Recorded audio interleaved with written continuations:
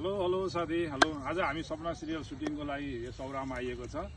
हामीसित हामी साथीहरू देख्नुभयो। हाम्रो प्रज्वलजी हुनुहुन्छ, यमुनाजी हुनुहुन्छ, विनोदजी हुनुहुन्छ, सफलजी हुनुहुन्छ, अहिले हाम्रो क्यामेरा हुनुहुन्छ रेग्मीजी।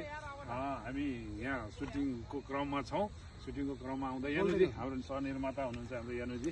के छ आज सुटिङ छ? एकदम ठिकठाक सुटिङ राम्रोसँग चलिरहेको छ। यता सुटिङ भइरहेको छ, हामी यता गफगाफ गर्छौँ। अनि साथी एउटा छ, तपाईँको छोरी फिल्मको लागि गीत आएको छ अरे, तपाईँले गीत लेख्नु भएको छ, सङ्गीत कसको हो, गीतको बोल के हो, यसो जानकारी पाउन।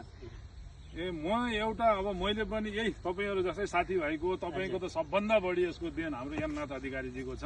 किन भन्दा मलाई चाहिँ तपाईँले सक्नुहुन्छ, तपाईँले लेख्नुहुन्छ भनेर हाम्रो यमनाथजीले, हाम्रो पिताम्बर आचार्यजी, हाम्रो सपना सिरियलको डाइरेक्टर साहब हुनुहुन्छ पिताम्बर आचार्यजी, यमनाथजीले चाहिँ सक्नुहुन्छ भनेर मैले कोसिस गरेँ।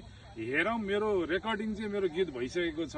अहिले समसामयिक विषयमा बाउले छोरीप्रति गर्ने माया होइन, बाउले छोरीप्रति गर्ने माया कस्तो माया हुन्छ भनेर त्यो मैले गीतमा समेट्न खोजेको छु र त्यही आधार मैले गीत बनाएको छु र अब रेकर्डमा गइरहेको छ।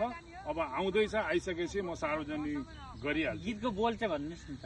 गीत त तपाईँको बाउले छोरीलाई छोरी छोरी मेरी प्यारी छोरी भन्ने गीत छ।